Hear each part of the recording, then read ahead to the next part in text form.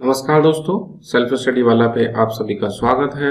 हम कर रहे हैं यूपीपीसीएस मैथ्स के लिए यूपी स्पेशल का कंप्लीट कोर्स और उसमें जीएस 6th की ये हमारी 17th क्लास है। जीएस 5th और 6th दोनों हम कर रहे हैं, हिंदी इंग्लिश दोनों में कर रहे हैं एंड इन बुक पे ये बेस्ड है। ये हमारा एक छोटा सा इंट्रोडक्शन है, तो इनको स्किप करके अभी हम देखते हैं कि हमने क्या क्या पढ़ लिया। यूपी की ज्योग्राफी हमारी कंप्लीट होने वाली है, तो सिलेबस में एक बार मैच करके देखते हैं। जीएस 6 और इसमें हमें जाना है ज्योग्राफी में। ओके, देखिए यूपी की ज्योग्राफी में ये वाले टॉपिक हमारे कंप्लीट हो गए। Geographical location, relief structure, climate, irrigation, mineral, drainage system, vegetation, ये हमने सब पढ़ लिया।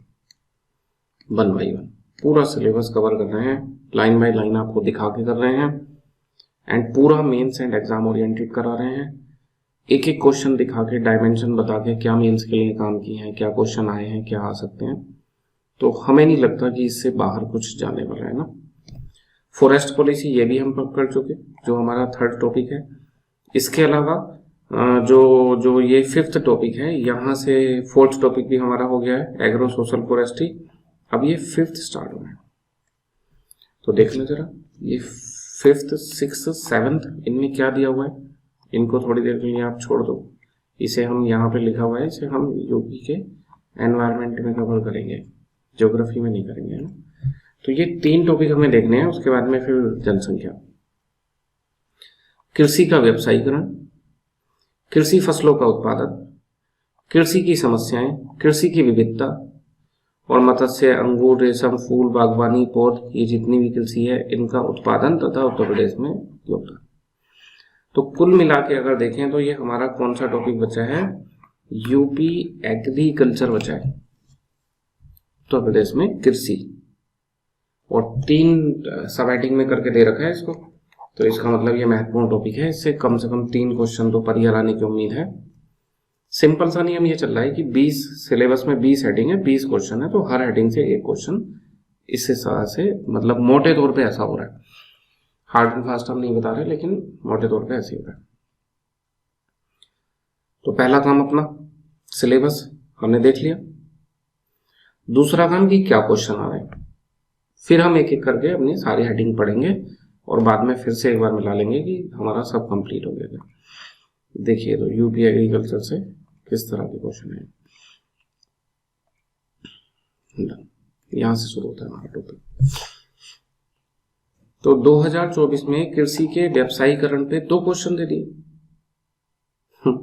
है ना। तो हमने बताया कि मोटे तौर पे ऐसा है कि एक टॉपिक एक क्वेश्चन, लेकिन ये बहुत ज्यादा वैसा नहीं है रिजिड कि ऐसा ही होगा। क्या क्या क्वेश्चन लिए हैं, उत्तर प्रदेश में कृषि के व्यवसायीकरण के लाभ बताओ। कृषि व्यवसायीकरण का मतलब खाद्यान्न फसलें छोड़ के जो कैश क्रॉप हैं, कॉमर्शियल क्रॉप है, उनको उगाना, जूट, गन्ना, कपास और तिलहन, इस तरह की चीजें ना, उनको उगाना है यहाँ पे। दूसरा क्वेश्चन क्या है, ये फायदे पूछे हैं व्यवसायीकरण के। यहाँ कह रहे हैं कृषि के व्यवसायिकों को बढ़ावा देने के लिए कोई प्रोग्राम चल रहे हैं, million farmers school program and national mission on natural farming scheme, इनके कैसे प्रमुख घटक बन सकते हैं, सुझाव दीजिए। मतलब कैसे कृषि के व्यवसायीकरण को बढ़ाएंगे।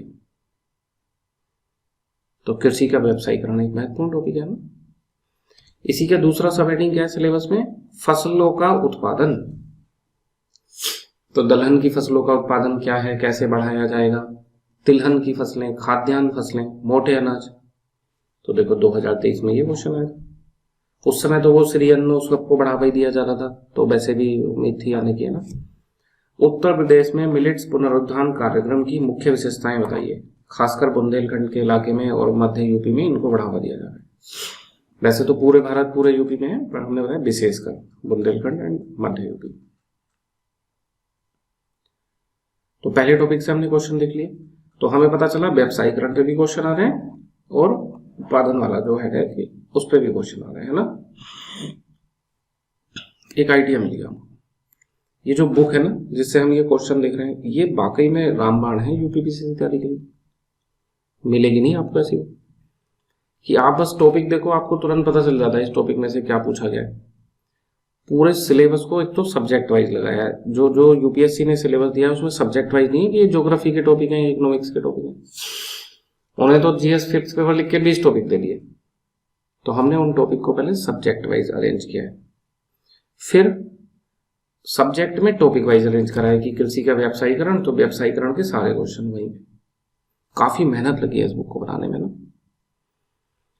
तो इसमें सिलेबस भी है और इसमें पीवाईक्यू भी है, और उनको मोस्ट प्रोडक्टिव वे में अरेंज किया गया है जिससे वो आपके लिए ज्यादा से ज्यादा लाभकारी हो पाए। तो ये बुक आपकी तैयारी में काफी अच्छी हो सकती है, ये बुक जरूर आपके पास होनी चाहिए। 2023 में क्वेश्चन आया, कृषि निर्यात नीति 2019 में राज्य में कृषि निर्यात गतिविधियों को कैसे मजबूती मिली है। ठीक, तो ये हमने एक टॉपिक पे क्वेश्चन लिख लिया। दूसरा है फिर उत्तर प्रदेश में कृषि विविधता, कृषि की समस्याएं और कृषि समस्याओं का समाधान। तो एक्चुअल में तो कृषि विविधता और कृषि की समस्याएं, समस्याएं बताएंगे तो समाधान तो बताएंगे, ये दो टॉपिक है ना। तो इसमें क्वेश्चन क्या है देखना, कृषि उत्पादों के उत्पादन, वितरण और विपणन में क्या चुनौतियां हैं। चुनौतियों वाले पार्ट पे क्वेश्चन है, कृषि विविधता पे अभी क्वेश्चन नहीं आया। ये जो टॉपिक है मत्स्य, अंगूर, रेशम, फूल, बागवानी, पौध, इन सब का उत्पादन तथा इनकी उत्तर प्रदेश के विकास में भूमिका, इस पे क्या क्वेश्चन आया देखिए। क्वेश्चन आ गया 2024 में, दो क्वेश्चन दे दिए इन्होंने। अंगूर की खेती को बढ़ावा देने में क्या चुनौतियां हैं, उत्तर प्रदेश के आर्थिक विकास में किस प्रकार सहायक है। अब आप यहाँ पे अंगूर की जगह ये शब्द लिख लो जो दे रखे हैं सिलेबस में ना, देखो एक मिनट, एक बार अंगूर की जगह रेशम लिख लो, फूल लिख लो, बागवानी लिख लो। ऐसे सिलेबस डिजाइन किया जाता है ना। पिछले आए हुए क्वेश्चन के आधार पे नए क्या क्वेश्चन आ सकते हैं उनका अंदाजा लगाया जाता है।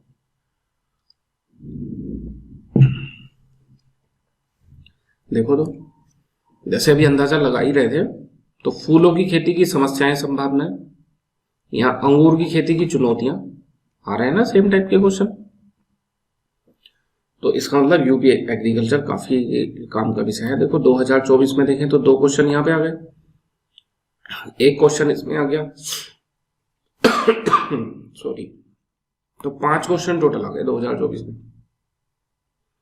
एग्रीकल्चर के टॉपिक से। ठीक है ना, तो काम का टॉपिक है, अच्छे से करेंगे। तो हम अपना नया टॉपिक शुरू कर रहे थे यूपी एग्रीकल्चर, हमने उसका सिलेबस भी देख लिया, हमने उसके पीवाईक्यू भी देख लिया। अब हम इसको शुरू करते हैं अपनी रूप से ना, यूपी एग्रीकल्चर। और यूपी एग्रीकल्चर के बाद फिर आपका कंप्लीट है उत्तर प्रदेश की कृषि। ये प्री के लिए भी काम का टॉपिक, प्रीलिम्स में भी इससे क्वेश्चन आ जाते हैं। जैसे इसी बार का क्वेश्चन हमें याद आ रहा है, 2025 के प्री में आया है कि आलू उत्पादन में उत्तर प्रदेश का प्रथम स्थान है। ये एक क्वेश्चन का एक स्टेटमेंट था, है ना। चलिए तो शुरू करते हैं। सबसे पहला टॉपिक हम पढ़ेंगे उत्तर प्रदेश में कृषि जलवायु क्षेत्र। ये ऑलरेडी प्री में आया हुआ क्वेश्चन है कि उत्तर प्रदेश में कितने कृषि जलवायु क्षेत्र है ना। तो अलग अलग इंस्टीट्यूट, संस्थाएं अलग अलग बताती हैं। जो ऑथेंटिक है Indian council of agriculture and research, उसके अकॉर्डिंग, और जो पहले प्लानिंग कमीशन होता था नीति आयोग से पहले, उसके अकॉर्डिंग, इन दोनों के अकॉर्डिंग उत्तर प्रदेश में 9 एग्रो क्लाइमेटिक जोन है। तो प्री में भी ये क्वेश्चन आया तो आप इसका आंसर 9 ही लिखोगे कि उत्तर प्रदेश में कितने कृषि जलवायु क्षेत्र हैं, तो हम बोलेंगे कि 9 एग्रो क्लाइमेटिक जोन है। डन। तो ये कहां कहां पे हैं और एग्रो क्लाइमेटिक जोन का मतलब क्या है।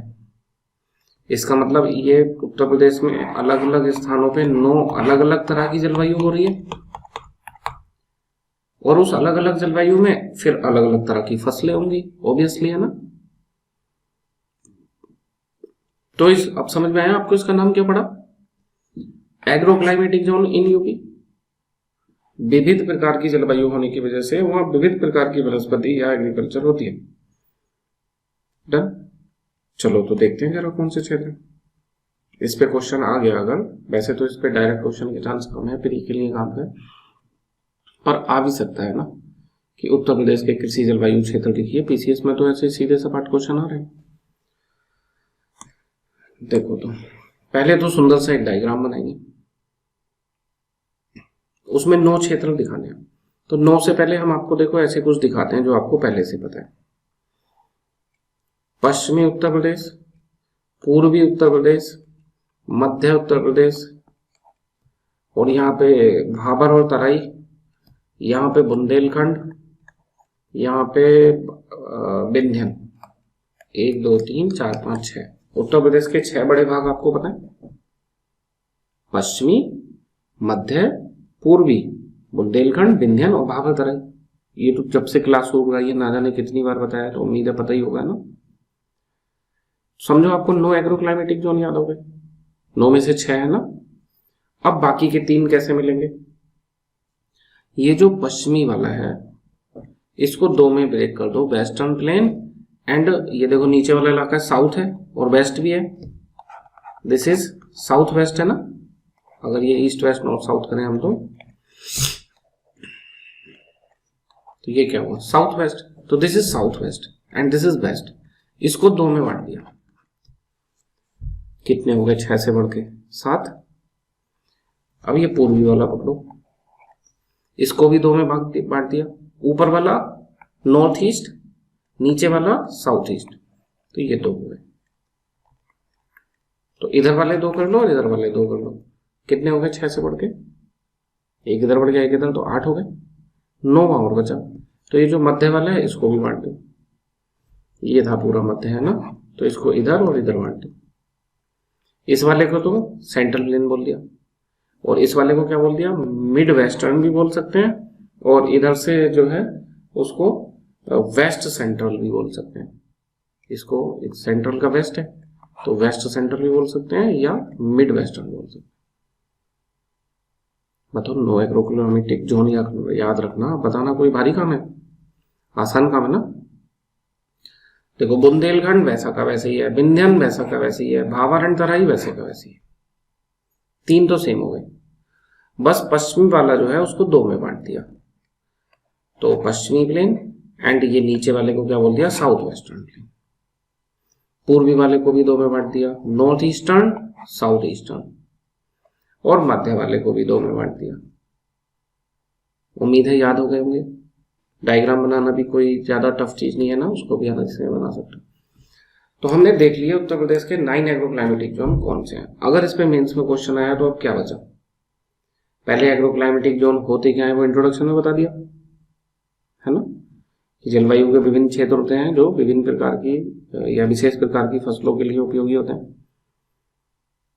फिर उसका अच्छा सा डायग्राम बना दिया। अब क्या बचा? एक एक जोन डालेंगे और उसमें 3-4 पॉइंट लिखेंगे, है ना। तो हमने वो 3-4 पॉइंट टेबल की मदद से समझाए हैं। आप उस टेबल में से, आपको टेबल नहीं बनानी है, आपने वहां पॉइंट में ही लिखना है। हर कृषि जलवायु क्षेत्र में 1-2 पॉइंट। तो देखो जो शुरू से ज्योग्राफी पढ़ते आ रहे हो वो कुछ तो लिख ही लोगे, यहाँ के बारे में नहीं बता सकते कौन सी फसल होती है ना। बताया यहाँ पे गेहूं, चावल और गन्ना, यहाँ वाले में चावल और गन्ना, यहाँ वाले इलाके में मोटे अनाज, दलहन, तिलहन, oil seed, pulses and coarse grain या मिलेट्स। यहाँ वाले में गेहूं चावल के साथ में पल्सेस एंड ऑयल सीड। यहाँ वाले में फ्रूट वेजिटेबल्स, ऑलरेडी पता है ना आपको। यही सब बातें हमें आगे पॉइंट में बतानी है कि किस एग्रोक्लाइमेटिक जोन में कौन सी फसल अच्छी मिल जाती है, क्या उसके फीचर्स है।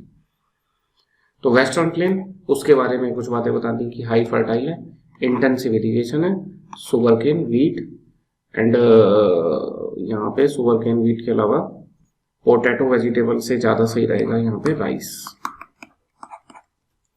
शुगर केन, वीट और राइस ये आपने लिखना है ना। ये एडिट कर देंगे हम, जो भी है ये हम पढ़ा चुके हैं आपको पहले भी ना। फिर आता है मिड वेस्टर्न प्लेन, इसके थोड़ा सा इधर वेस्ट वाला था, तो वहां पे वीट आ गया, शुगर केन आ गया, ठीक। और पल्सेस चूंकि सेंट्रल में होती हैं, तो जब हम मिड सेंट्रल की तरफ जा रहे हैं तो पल्सेस आ जाएंगी, और राइस यहाँ पे भी आएगा ना। फिर साउथ वेस्टर्न जोन में जा रहे हैं, वेस्ट वाले में इधर साउथ में, तो साउथ वाले में क्या मिलेगा, ये तो बुंदेलखंड से लगा हुआ इलाका है, तो बाजरा यानी कि मोटे अनाज मिलेट्स। और फिर उसके बाद में बताया था दलहन तिलहन यानी कि ऑयल सीड एंड पल्सेस, तो पल्सेस हो गए, और ऑयल सीड में मस्टर्ड खाना मिलती है। अब आप ये मत याद रखना, यहाँ पे ये मत याद रखना, यहाँ पे ये मत याद रखना, पहले भी हम ये टॉपिक कर चुके हैं। तो आपने वही चीज याद रखनी है जो आपने पेपर में लिख के आनी है, जब आप अपने हैंड रिटन बढ़िया से नोट्स बनाओगे, इसको आधार बना के ना। हैंड रिटन नोट्स के फायदे भी हम बता चुके हैं पहले, वो जल्दी याद होते हैं, ऐसे के ऐसे दिमाग में छप जाते हैं, क्योंकि वो हमारी खुद की राइटिंग है, उनमें रिवीजन करना फास्ट हो जाता है। उतने ही नोट्स किसी और के याद करोगे, रिवाइज करोगे, तो रिवाइज करने में ज्यादा समय लगेगा, लगभग दोगुना समय। आपके खुद के हैंड रिटन होंगे तो फटाफट से कर लोगे। तो आप कोशिश करना अपने नोट्स बनाने की। जो सेंट्रल प्लेन है, इसमें देखो वीट है, राइस है, और ऑयल सीड है, पल्सेस है। तो ये वाला इलाका बुंदेलखंड की तरह ही है, बस बुंदेलखंड में वीट राइस की जगह आ जाएगा मिलेट्स, उसके साथ पल्सेस एंड ऑयल सीड। इस वाले में देखो, इसमें मिलेट्स के साथ पल्सेस एंड ऑयल सीड, और इस वाले में वीट एंड राइस के साथ पल्सेस एंड ऑयल सीड। ऐसे करके आपने दिमाग में तालमेल बिठा लेनी है ना। अब ये वाला आ रहा है, इससे लगा हुआ इलाका है, तो यहाँ पे भी पल्सेस ऑयल सीड ये सब लिख सकते हो, है ना। दिमाग में एक आइडिया आ जाएगा, तो आप फिर इजिली कर पाओगे। सेंट्रल प्लेन तक हमने देख लिया। ये टेबल इसलिए है जिससे आपको थोड़ा इजिली याद हो जाए, बाकी आपने ये एग्जाम में टेबल बिल्कुल बना के नहीं आनी है। टेबल वगैरह बस डिफरेंस वगैरह कहीं पे आएगा तो हम उसको यूज करेंगे, अदरवाइज हम पॉइंट फॉर्मेट में लिखने की कोशिश करेंगे। नॉर्थ ईस्टर्न प्लेन, ईस्टर्न में अब दो आ गए, ऊपर वाला और नीचे वाला है ना। तो देखना यहाँ पे तो पहले ही बता रखा है, राइस यानी कि पैडी, शुगर केन, ये ज्यादा हो रहा है, तो यहाँ पे भी देखो राइस है। यहाँ साथ में फिर जैसे इधर की तरफ आ गए विंध्यन की तरफ, तो वेजिटेबल पल्सेस थोड़ा सा दिखा दिया। साउथ ईस्टर्न प्लेन में बुंदेलखंड में coarse grain, pulses, oil seed, वही मिलेट्स वाला पोर्शन है। विंध्यन जोन, जो पर्वत वाली जोन बताई थी, वहां पल्सेस हैं, ऑयल सीड हैं, मिलेट्स हैं। हॉर्टिकल्चर यहाँ का मेन है, आप शुरुआत में हॉर्टिकल्चर लिखना है ना। आंसर राइटिंग का ये भी एक तरीका होता है, महत्वपूर्ण चीज पहले और बाकी बाद में। भाबर तराई जोन है, राइस वीट है, और अभी धीरे धीरे शुगर केन के लिए फेमस हो रहा है। यही सेम जानकारी यहाँ पे दी हुई है। हॉर्टिकल्चर, अब जैसे हिंदी मीडियम में कोई इशू हो तो बागानी फसलें पहले हम डिस्कस कर चुके हैं, वरना यहाँ हिंदी में सेम टू सेम दे रखा है ना। देखो बागबानी फसलें जो है, दलहन तिलहन, मोटा अनाज, विज्ञान क्षेत्र में बुंदेलखंड में मोटा अनाज है, दलहन है, तिलहन है। सेम टू सेम नोट्स आपको यहाँ हिंदी में मिलते हैं। फिर एक बाद में कोई छोटा सा कंक्लूजन कि उत्तर प्रदेश की जो एग्रोक्लाइमेटिक जोन है वो उसके भौगोलिक, जलवायु आदि विविधताओं पर निर्भर करती हैं। ऐसे करके कुछ भी आप छोटा सा कंक्लूजन बना सकते हैं। पहला टॉपिक कंप्लीट हो गया, उत्तर प्रदेश के कृषि जलवायु क्षेत्र, और प्री के लिए भी काम का है, ये नंबर 9 है, ये आपने याद रखना है। दूसरा टॉपिक आता है production of agriculture crop in Uttar Pradesh. Uttar Pradesh में कौन कौन सी फसलों का प्रोडक्शन होता है। तो ये डायरेक्ट क्वेश्चन भी आ सकता है, किसी पर्टिकुलर क्रॉप पे भी आ सकता है, जैसे मोटे अनाज पे आया था, और इसमें हम यूज भी करेंगे इसको मेंस में अलग अलग डायमेंशंस में। मतलब ये क्वेश्चन नहीं आया, कोई और आया, तो हम इसको वहां भी यूज करेंगे। इसके अंदर जो डेटा लिखा है, जो पॉइंट लिखे हैं वो, और ये प्री के लिए भी काम का है, क्योंकि यहीं पे हमें वो डेटा मिलेगा कि उत्तर प्रदेश की फसल में पहले नंबर पे है, किसमें दूसरे नंबर पे है। जैसे इस बार आ गया कि आलू उत्पादन में पहले नंबर पे है 2025 में ना।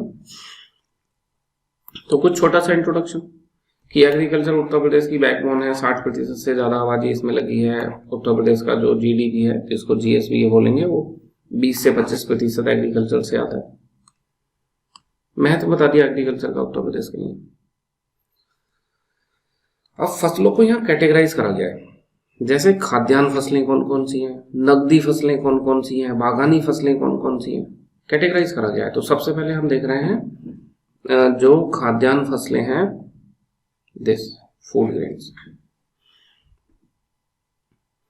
तो कुछ फैक्ट कि इंडिया के टोटल फूड ग्रेन का 18 से 20% है।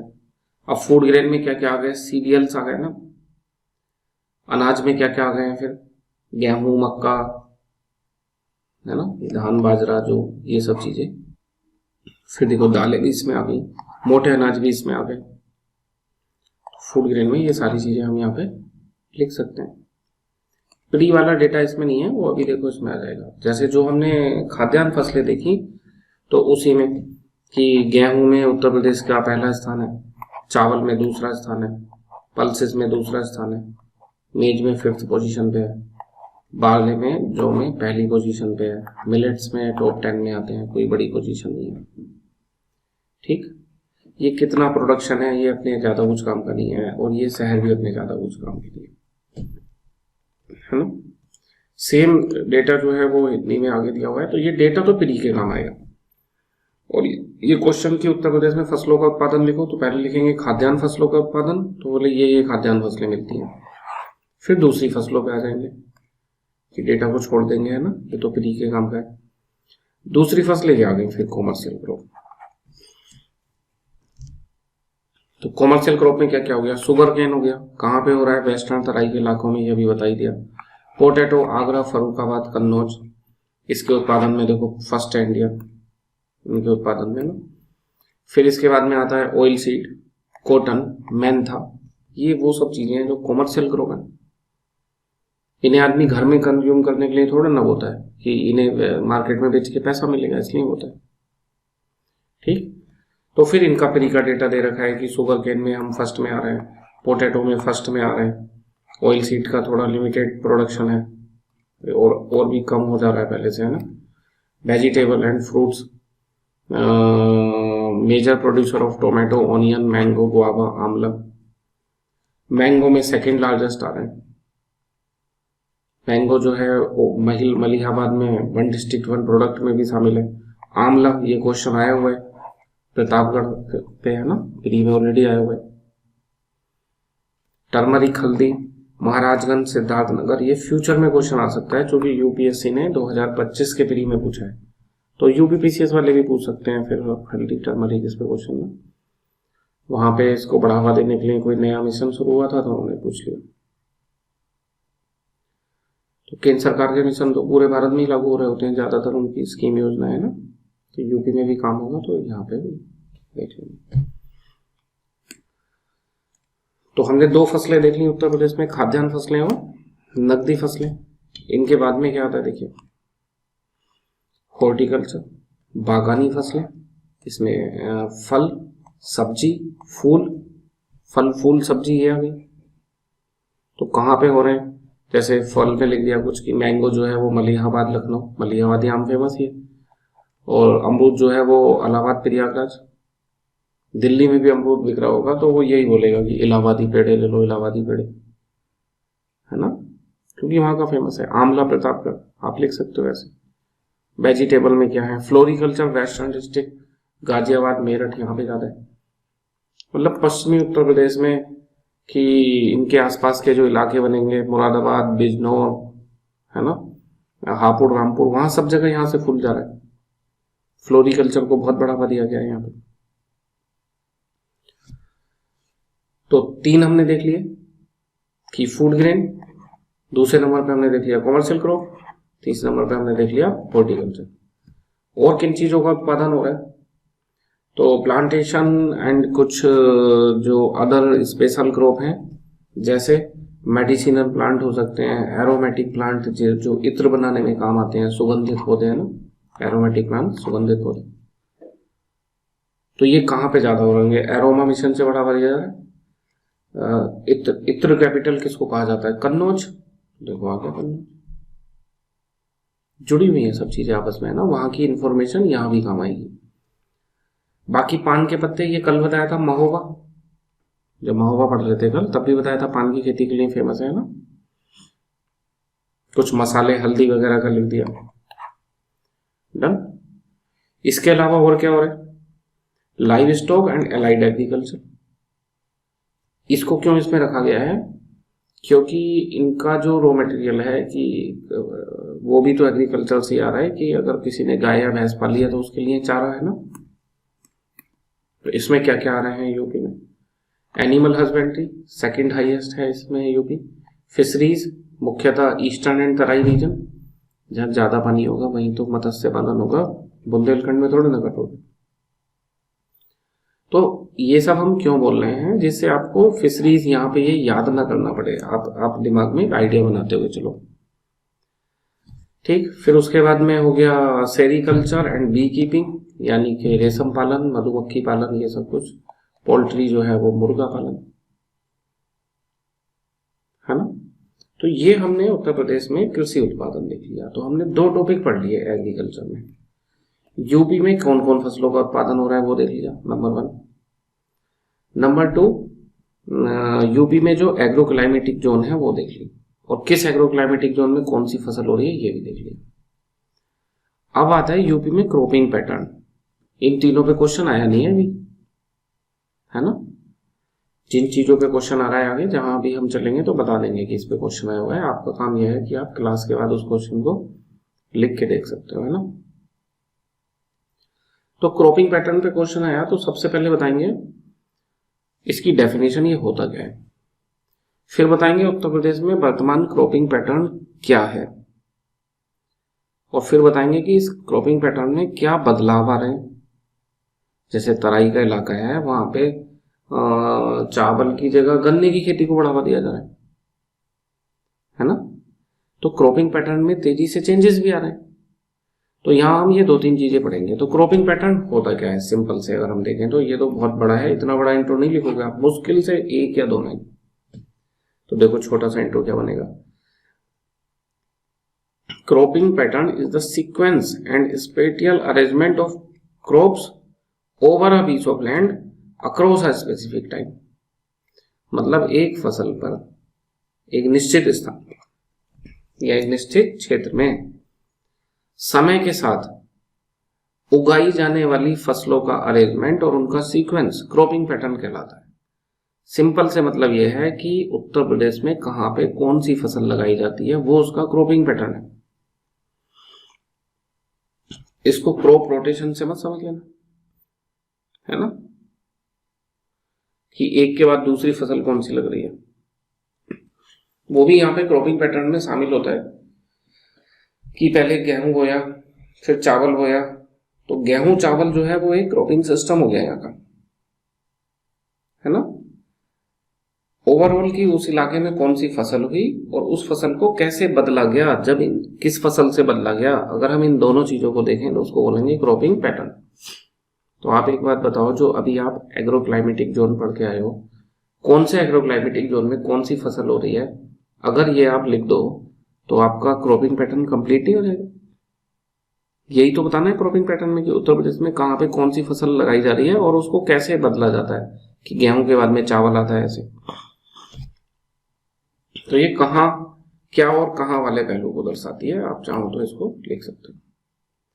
तो क्या मेजर क्रॉपिंग पैटर्न है, सीजन के अकॉर्डिंग क्या है, खरीफ रबी जायद की फसलें। प्री में कई बार आया हुआ क्वेश्चन है, उम्मीद है आप सभी जानते होंगे ना।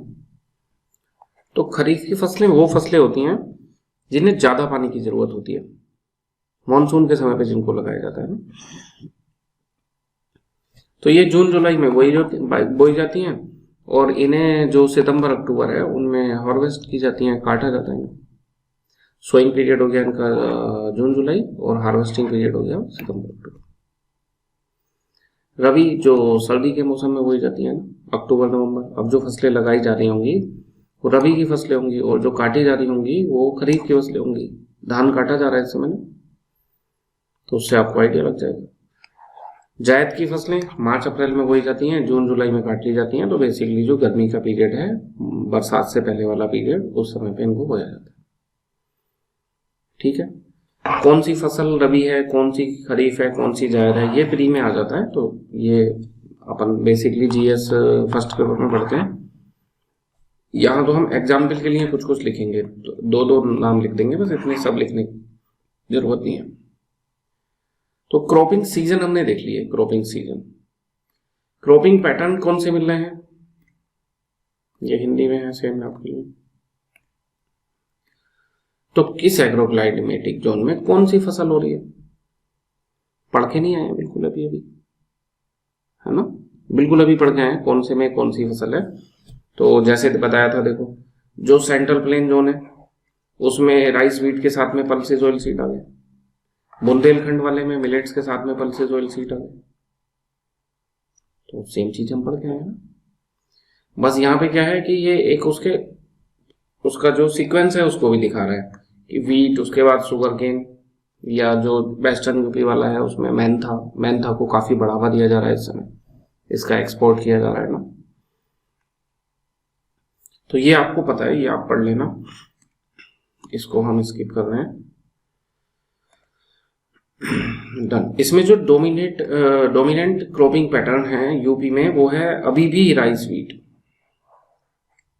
बदलाव आ रहे हैं समय के साथ में, ऐसे मेहनता को बढ़ावा दे रहे हैं, शुगर केन को तराई इलाकों में, लेकिन अभी भी जो मुख्य पद्धति है ओवरऑल पूरे यूपी की वो rice wheat this cropping pattern अभी भी ये डोमिनेंट है। ओके,